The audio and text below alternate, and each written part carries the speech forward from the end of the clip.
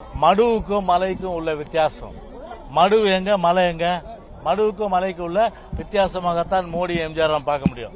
ஒப்பீட்டில் என்ன தவறுன்னு தான் நான் கேட்குறேங்கண்ணா. ஒப்பீட்டில் என்ன தவறு? இருவரும் ஒரு பாதையில் வந்திருக்கிறாங்க, மக்களுக்காக வாழ்ந்தவர்கள், பணத்திலிருந்து இன்டெகிரிட்டியிலிருந்து.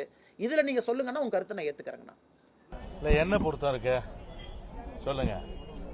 தலைவரை பொறுத்தவரையில், புரட்சி தலைவரை பொறுத்தவரையில் ஒரு மிகப்பெரிய அளவிற்கு புரட்சி தலைவரை பொறுத்தவரையில் அவரோடு யாருமே ஒப்பிட முடியாது.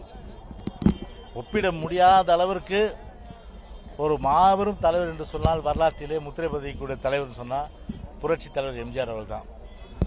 புரட்சி தலைவர் எம்ஜிஆர் ஜாதி சமயம் பார்க்கல, வேறுபாடு பார்க்கல, அதே போன்று மத ரீதியான அரசியல் பண்ணல.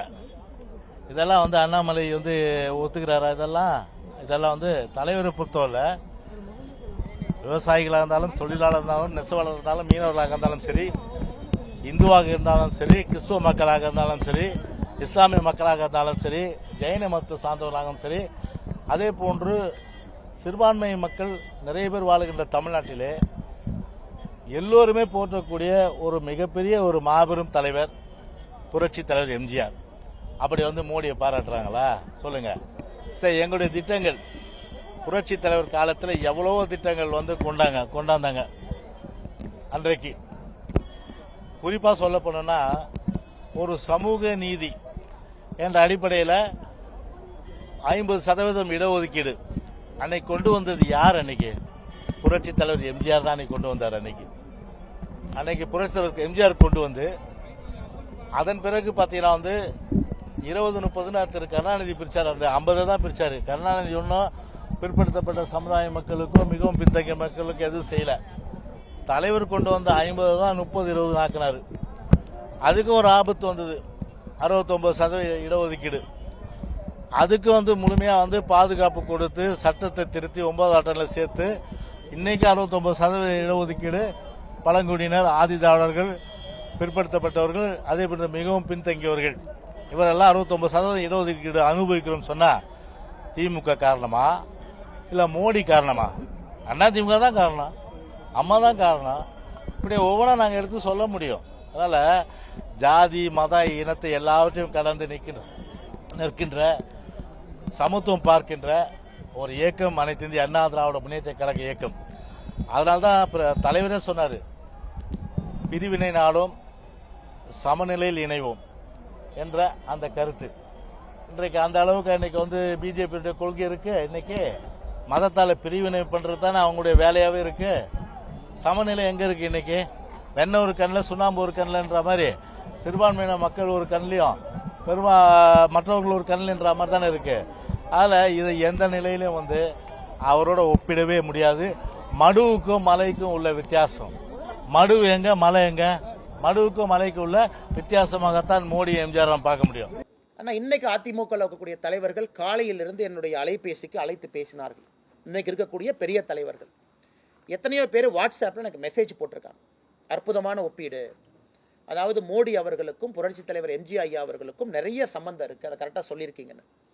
அதனால் எல்லோருமே ஏற்றுக்கொள்ளணும் அவசியம் இல்லைங்கண்ணா. நாம் ஒரு கருத்தை சொல்லும் பொழுது இன்னைக்கு இருக்கிறவங்க சொல்கிறாங்க. அதனால் எல்லோருமே ஏற்றுக்கொள்ள வேண்டும்னு அவசியம் இல்லைங்கண்ணா. சில பேர் அதை ஏற்றுக்காமல் இருப்பாங்க, அவங்களுடைய தனிப்பட்ட கருத்து, விருப்பம். ஏன்னா எம்ஜிஆர் ஐயை பொறுத்தவரை தமிழகத்தினுடைய ஒரு சொத்தாக, இந்தியாவினுடைய சொத்தாக பார்க்கறனால தான் பாரத் ரத்னா விருது கொடுத்துருக்கு. பாரதத்தின் ரத்னா, அதிமுகவினுடைய ரத்னா கிடையாதுங்கண்ணா, பாரத ரத்னா, இந்த பாரதத்தினுடைய ரத்னா. அதனால் இந்தியாவில் இருக்கக்கூடிய எல்லோருக்கும் அவரை பற்றி பெருமையாக பேசுவதற்கு உரிமை இருப்பதாக நான் கருதுகின்றேனுங்கண்ணா. அதை தாண்டி இன்னைக்கு எம்ஜிஆர் ஐயாவுடைய வாழ்க்கை, இலங்கை, கேண்டி, அங்கெல்லாம் நீங்கள் போய் பார்த்தீங்கன்னா தெரியுங்கண்ணா, எவ்வளோ ஒரு மோசமான சூழ்நிலை. அங்கே இருக்கக்கூடிய மக்கள், மலையக தமிழர்கள், நாமளாக இருக்கக்கூடிய தமிழர்கள், அங்கிருந்து ஒரு மனிதன் இன்றைக்கி நாம் எல்லாம் பெரிய குடும்பத்தில் பிறந்திருக்கோம், சின்ன குடும்பத்தில் பிறந்திருக்கோம், அரசியல் பண்ணுறோம், அதை விடுங்கண்ணா. அது போன்ற ஒரு சூழ்நிலையில் பிறந்து அரசியலுக்கு வந்தது என்னை பொறுத்தவரை எம்ஜிஆர் ஐயா வந்திருக்கிறாங்க, நரேந்திர மோடி ஐயா வந்திருக்கிறாங்க. மோடி ஐயாவுடைய வீடு எப்படிப்பட்ட வீடு? அவங்க அம்மாவும் 10 பாத்திரம் கழுவுனாங்க. 5 வீட்டுக்கு போய் பாத்திரம் கழுவி தான் மோடி ஐயா மேலே வந்தாங்க. அது ஒரு ஒப்பீடு. இரண்டாவதுங்கன்னா, எம்ஜிஆர் அவர்களை பொறுத்தவரை ஒரு சினிமா துறையினுடைய புகழினுடைய உச்சத்திலிருந்து மக்கள் துறைக்கு வர்றாங்க. நிறைய நம்ம பேசிகிட்டே போகலாங்கண்ணா, ஒரு புத்தகமே எழுதலாம். அதன் பிறகு முழுவதும் தன்னுடைய கடைசி வாழ்நாள் வரை ஒரு காணி நிலங்கூட அவர் வாங்கலை. பாருங்கள் எவ்வளோ ஆச்சரியம் பாருங்கள், வரும்போதே உச்சம். அதன் பிறகு சொந்தமாக ஒரு சொத்து கூட வாங்கிக்கல, அவருடைய பணத்தை மட்டும்தான் ஒரு இதுலையும் செலவு பண்ணிட்டு போகிறார். மோடி ஐயா அதே தான். குஜராத்திலிருந்து வெளியே வரும் பொழுது அக்கௌண்ட்டில் எவ்வளோ பணம் இருந்துச்சோ மொத்தமாக அங்கே இருக்கக்கூடிய போலீஸ்க்கு கொடுத்துட்டு இங்கே வந்துட்டாங்க. இங்கேயும் கூட அவருக்குன்னு தனிப்பட்ட முறையில் ஒரு லேண்டோ தனிப்பட்ட முறையில் ஒரு சொத்தோ கிடையாது. அதனால் ஒப்பீடு சொல்லிகிட்டே போகலாம். அரசியலில் குற்றம் சாட்டுவதற்காக சொல்கிறாங்க, அவங்க கருத்து தான், நான் விமர்சிக்க விரும்பலைங்கண்ணா. ஆனால் அதே நேரத்தில் முக்கியமான அதிமுக தலைவர்கள் அவங்க அரசியலுக்கு அப்பாற்பட்டு நல்ல ஒப்பீடுங்க, கரெக்டாக சொல்லியிருக்கிறீங்க. பாரத் ரத்னா புரட்சித் தலைவர் எம்ஜிஆர் ஐயா அவர்களுக்கு 100 ரூபாய் கமமரேட்டிவ் காயின் விட்டது யாருங்கன்னா? நரேந்திர மோடி ஐயா. அதே போல் நம்முடைய சென்னை சென்ட்ரல் ரயில்வே ஸ்டேஷனில் அவர்களுக்கு அனுமதி கொடுத்து நம்முடைய ரயில்வே அமைச்சரகம் வந்து ஆளுயர எம்ஜிஆர் ஐயா அவர்களுக்கு ஆளுயர ஸ்டாச்சு வச்சு கௌரவப்படுத்தினது யாருங்கன்னா? நிறைய சொல்லிகிட்டே போகலாங்கன்னா. அதனால் அரசியலுக்குள்ளே போக விரும்பலை. நான் சொல்வது ஒரு புகழாரம் சூட்டி இருக்கின்றோம், அதை மோடி ஐயாவோட கம்பேர் பண்ணுறோம். அதனால தான் மோடி ஐயாவுக்கு குவைத்தில் ஹையஸ்ட் ஆனர் கொடுக்குறாங்க. குவைத்தில் எந்த ரிலீஜன் இருக்காங்கன்னா, எந்த ஹிந்து 100% இருக்கக்கூடிய குவைத் நாட்டில் பிரதமர் மோடி அவர்களுக்கு புகழாரம் கொடுக்கல. நான் ஹிந்துஸ் இருக்கிற நாட்டில் ஹையஸ்ட் ஆனர் கொடுக்குறாங்க. எல்லா முஸ்லீம் கண்ட்ரியில் ஹையஸ்ட் முஸ்லீம் கண்ட்ரியில் மோடி ஐயா ஆனர் கொடுக்குறாங்க. ஸோ உலகத்தில் இருக்கக்கூடிய அண்ணா இன்னைக்கு நாம் சொல்கிறோங்கண்ணா, நாங்கள் வந்து இஸ்லாமிய காவலர்னு சொல்லலாம். இஸ்லாமியர்களுடைய காவலர்களாக இருப்பது சவுதி அரேபியா, ஒரு காலத்தில் டர்க்கி. ஏன்னா மெக்கா மெதினா யார் கையில் இருக்கோ அவங்க தான் கண்ட்ரோல் பண்ணுறாங்க, அவங்க தான் கஸ்டோடியன்ஸ். சவுதி அரேபியானுடைய ராஜா மோடி அவர்களுக்கு சிவப்பு கம்பளம் போட்டு வாங்குன்னு சொல்கிறாங்க. அதனால் இங்கே இஸ்லாமியருடைய தலைவர்கள் சில பேர் சுற்றிட்டு இருக்கிறாங்க.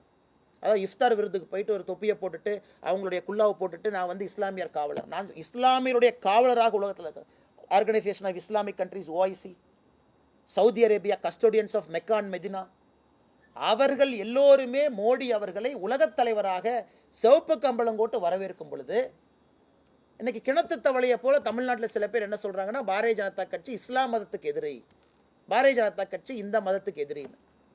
போப்புங்க பிரதமர் அவர்களுக்கு தனிப்பட்ட முறையில் ஒரு நட்பு, 45 நிமிடம் 1 மணி நேரம் உட்காந்து பேசுகிறாங்க. எங்கேயுமே யாருமே நம்ம கிரிட்டிசிசம் பண்ணுறதில்ல. ஆனால் வாக்கு அரசியலுக்காக தமிழகத்தில் சில பேர் சொல்கிறாங்க, அது மக்களும் கூடிய விரைவில் புரிஞ்சுக்குவாங்கண்ணா. அதற்கு மேலே நான் என்ன கருத்து சொல்கிறதுங்கண்ணா? எதுக்கு சார் இப்போ தான் கன்னியாகுமரியில் ஒரு தலைவரை கட்சி விட்டு தூக்குனாங்க. எதுக்கு தூக்குனாங்க? கன்னியாகுமரி மாவட்ட செயலாளர் RSS ஊர்வலம் நடக்குது. RSS ஊர்வலத்தில் அவங்க கூப்பிடுறாங்க, வந்து கொடி அசைச்சு RSS ஊர்வலத்தை துவக்கி வைங்க. அது ஒரே காரணம், அடிப்படை உறுப்பினர்லேருந்து தூக்கியாச்சு அண்ணன் தளவாய் சுந்தரம் அவர்கள். அப்புறம் என்னாச்சு? 2 வாரம் கழிச்சு சத்தமே இல்லாமல் அதே பொறுப்பில் திரும்ப சேர்த்துக்கிட்டாச்சு. அது எதுக்கு? நான் சொல்கிற தலைவர்களுக்கு எது அது நடக்கணுங்கண்ணா?